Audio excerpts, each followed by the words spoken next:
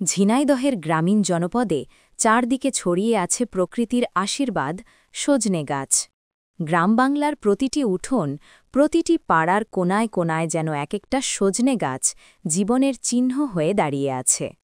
এই গাছ শুধু সবজি নয়, একে গ্রামের মানুষ চেনে ঔষধি সম্পদ হিসেবে।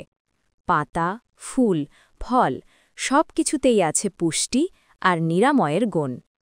শীতের সকালে সজনে ফুলের ভাজি আর গ্রীষ্মে সজনের ডাঁটা গ্রামবাংলার রন্ধনশালার যেন এক অবিচ্ছেদ্য অংশ। তবে সজনে গাছের মাহাত্ম্য এখানেই শেষ নয়। মাটির গভীরে সে ধরে রাখে জল আর ছায়া দিয়ে রক্ষা করে চারপাশের প্রাণ বৈচিত্র্যকে।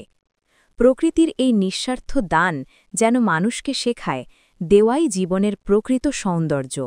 সজনে গাছ শুধু খাবার নয়, এটা এক প্রজন্ম থেকে আরেক প্রজন্মে ছড়িয়ে পড়া ঐতিহ্যের প্রতীক, প্রকৃতির কোলে মানুষের সহাবস্থানের নীরব সাক্ষী।